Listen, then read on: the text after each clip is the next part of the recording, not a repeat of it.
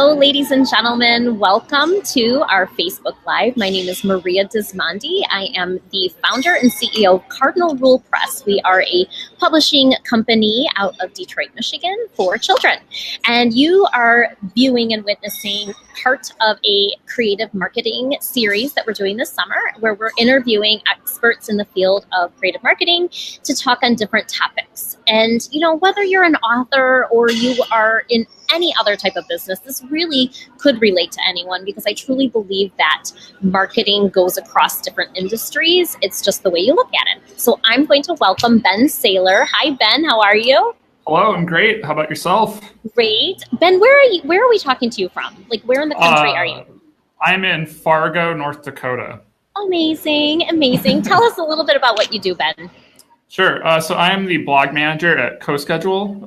CoSchedule is a marketing management calendar platform. It's like a subscription-based software app.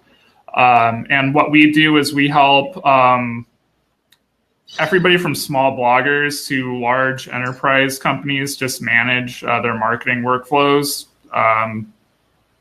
That's probably the simplest explanation I could offer for CoSchedule. And then what I do specifically, I am our blog manager.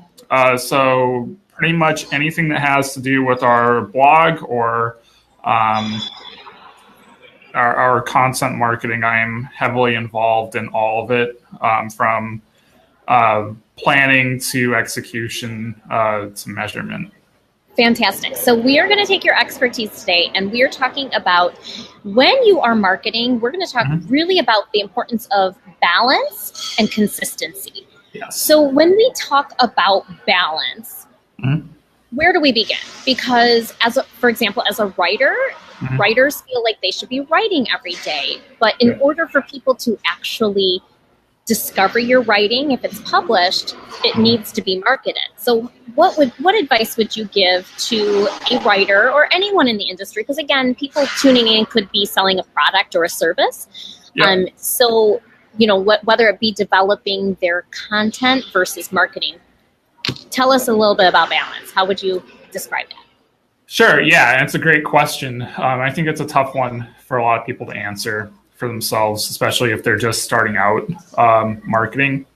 I think obviously if you're any type of creative, like say you're an author and your business is selling books, you've got to spend a lot of your time, actually producing your product. And any time that you spend on anything else, there's always a risk that it will distract from that. And so I think that, finding a balance is really important, though, because if you're not investing anything on the marketing side, then you're going to be putting all this time into this incredible work that not as many people are going to find. So what I would do, assuming you're an author and you've maybe dipped your toes into the marketing waters a little bit, or maybe you're completely fresh, or you kind of do it sometimes, but you don't really have a plan or anything, I would start small. Okay. Pick something that you can do, getting a website up, for example, or if you're creating a blog, maybe try writing one post a week or one post every 2 weeks. Or if you're doing social media, set a really simple schedule. Say I'm going to post on Facebook once a day and I'm going to do 5 tweets a day. Or the specifics aren't super important at first, but just pick something that is manageable enough for you to fit into your schedule without feeling overwhelmed. Because if you feel overwhelmed, you'll probably just quit. You won't be successful. Yeah. And when you talk about this balance, I think something that, we were having some chatter before we started going live, you talked about the importance of planning. So when you, for example, you say beginning authors maybe choose one social media platform and choose to post X amount of times a week. Would you, in your industry and what you do you plan per week, per month, per quarter? How do you actually plan and develop that content? Oh, for sure. It's a great question. So we plan, it really depends on the type of project, but for for content, like whether it's blog posts, webinars, anything content related, we make sure that we have at least 2 weeks worth of blog content, ready to go at all times. We have, probably at least 2 or 3 weeks of social content, queued up and ready to go. If we're doing a one-off project, like a webinar or something, we'll probably plan that or start planning that maybe a month out. So it depends on the project, but I would say that we have plans that range from bi-weekly to monthly plans, and then maybe some broader quarterly plans and annual goals and things like that. Okay, so I love this. So I'm hearing really the magic number is 2 weeks of content. Yep. So people listening, to find balance, sit down, plan out 2 weeks of content. If you say you're going to be posting on Instagram, which I think is more of an organic posting schedule, so let's take maybe Facebook, sit down and plan out 2 weeks of content. And then I love that you said a quarterly goal, an annual goal. So maybe at that quarter, you look at it and say, is this working? Does this feel comfortable to me? Am I seeing results? Should I make some changes? Super for balance. So remember, planning and scheduling is included in balance. And I should tell everyone, it's a little noisy in here. And Ben, I can't figure out how to mute myself. I had a networking event. I'm at the Detroit Institute of Arts, so it's really loud in here. So we're going to move on, Ben. That's awesome. Sure. When we talk about balance and just the importance of doing this. So instead of feeling like you're overwhelmed, just really recognize that and make changes if it's too much. I like that you said to start small. Yep. So talk about consistency. What's the importance of consistency? Because I think most people are like, well, why do I need to post on Instagram once a day in the stories? Why does that matter? So I think the simplest place to start with that is we live in a very busy media world, whether that's social media or just otherwise. And people see an incredible amount of content and advertising and all kinds of things over the course of a day, whether that's when they're on their computer, when they're on their phone, when they're we're probably not too concerned about TV or radio or anything like that. But when you think about the sum total of what people are exposed to over the course of 24 hours, there's an incredible amount of things that are competing for people's attention. And that's without even getting into things that are going on in people's personal lives, like their kids, hobbies, jobs, whatever. And so where consistency really becomes important is that if you want to attract attention and keep attention, you have to be getting in front of people's face all the time, or at least a healthy amount. If they see one post and then they don't hear from you ever again, that one post had better be incredible, or else they're mentally never going to come back to thinking about you at all, in amongst the midst of everything else they have going on. So if you're able to post consistently, and not just consistently, but if you're consistently sharing something of value or something that people find interesting, they'll keep coming back. That's how you kind of cut, through the noise and the clutter and insanity of, what people have going on. So I think, and that's maybe the other piece to it too. It's one thing to be consistent, but if you're consistently posting stuff that people don't really find attention getting, it can be really easy to spin your wheels, to just throw up something and be like, well, I checked off that box for today. I'm good. So there needs to be value in it, is what you're saying, because you want to cut through the noise. And I want to make a point. You had said something about 30 seconds ago. We're not saying you have to create all of the content. So I have a couple different platforms, and on my publishing platform, we find really good articles that are out there. Other people are creating that content. So we're not always sharing our own content, but we're sharing Huffington Post had a really great article about, how to, the actual writing process. And so we shared that article, and that's a value. So what Ben is saying is that you don't have to be the creator of all of this content, but it has to be valuable content that people care about. Absolutely. And the consistency, let's also bring up the point of algorithms, because that comes into play. So if you think you're all fine and dandy and I'm posting on Facebook once a week, this is so great, I'm keeping to my consistency, that can be a problem because of algorithms. Can you speak to that, or do you want me to speak to that? Yeah, I can speak to that a little bit. So Facebook's algorithm. And you don't have to give the specifics, but all of these social media platforms have an algorithm.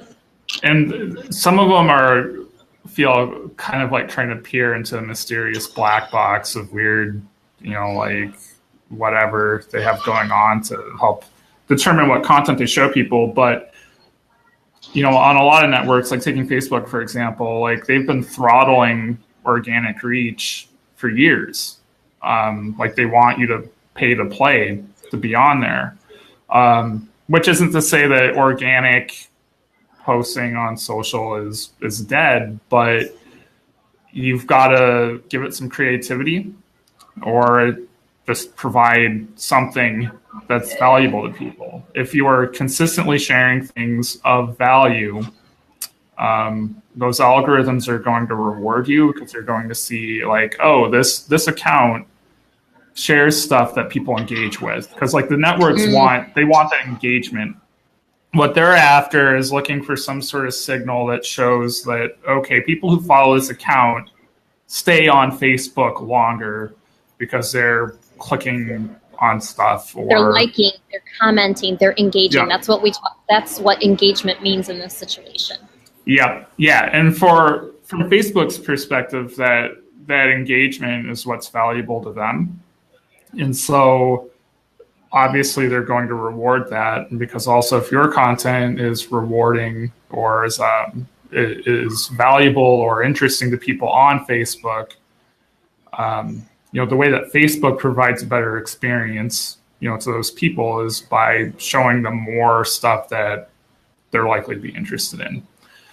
So it's probably the simplest way to understand it. Like, I certainly don't think it's necessary, or maybe in some cases possible, to like try to crack the code behind how. And they're always changing the code. So don't even waste your time doing that. Just listen to what Ben is saying.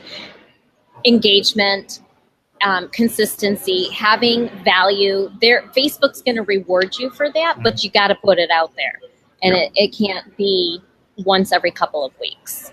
Yeah, exactly. There's consistency in your posting for sure, but like there's got to be consistency in your results too. And if you start small and then you kind of ramp it up, like, and kind of build some momentum, and then you just keep it going. But it's easier said than done.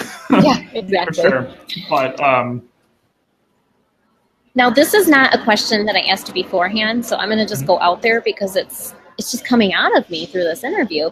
But Ben, for the time being that you've been doing this, that you've been, blog manager and you've been a journalist, what has been a challenge when it comes to consistency and balance? Like, have you had moments of, I don't know what to write as far as content, or like what has been a major challenge for you? Sure. I think a major challenge, I'll say that one big challenge is making sure that we're doing the right things and not just doing a lot of stuff. That's awesome. Yeah. And again, I think this gets back to like consistency. It's like you can consistently do an ineffective thing for a long time, and so I think for us, like, at Co-Schedule, and certainly like other roles and things I've done in the past, is like, are we always making sure that the thing that we are doing at a given time is the one thing that's going to provide the most amount of benefit? like the biggest impact? Like, are we consistently doing the most impactful things all the time? And I think the way that you answer that question, the way you keep answering that question, is to look at your data. Yes. Look at trends over time. I mean, people will tell you, however indirectly, what they want. Like just from looking at whether it's traffic on your site, analytics and insights on Facebook. You can see, for example, on our page, people really like video versus images. So our videos do really well. That's why I'm doing a video interview. And I'm sure down the road I'll repurpose this interview and put it on our blog. And because you're going to have people who like different things, but you do have to see what's trending. Mm-hmm. Now, before we wrap it up, co-schedule could be really helpful to a lot of people who are actually tuning in. So I'm going to make sure there's a link that they can find out more. But co-schedule actually can take all of your content and put it in a system so that it's organized and that you can be successful in consistency and balance, correct? Oh, for sure. Yeah. Like building consistency in workflows is very core to the problems that we're out to solve for people. And me to just touch on that really briefly. So with co-schedule, we integrate with WordPress, all major social networks. We also added some email integrations. So if you're using MailChimp, awesome. You can schedule like your MailChimp like newsletters and promo and stuff. And you can get all of that brought together into one calendar. So you can visualize everything in one place. You can automate all of that in one place. But then there's also like the communication and the collaboration features in there too. So let's say like you're working with another person, like you're a writer and you've got a buddy who's a graphic designer, whatever the case may be. There's functionality in there to where like you can trade files and pass comments back and forth. So like all of that is retained in one place. So you're not like amazing, not like texting one day and then something's in an email thread and another day, and then you try to find like, oh well, what did we say about that, like, or what were we thinking like a month later, and you can't find like, oh, did we text it, did we email it, where is it? So it's all in one place. I love it. It all in one place is and that's the story right there. All in one place is going to give you more time so that you can be consistent and that you can be balanced in your marketing. So for those of you just tuning in, we are talking with Ben Saylor. We are talking about creative marketing and how to be consistent and balanced and why those are beneficial to you in marketing so that whatever product, service, or book you are trying to sell and promote will get that message out there. Ben, I appreciate your time and I appreciate your expertise, and I thank you for tuning in with us today. Yeah, absolutely. Thanks for having me on. For sure. And I hope you have a great day. Thanks so much, Ben. Yep, you're welcome. Okay, signing off. See you later. And we're still live.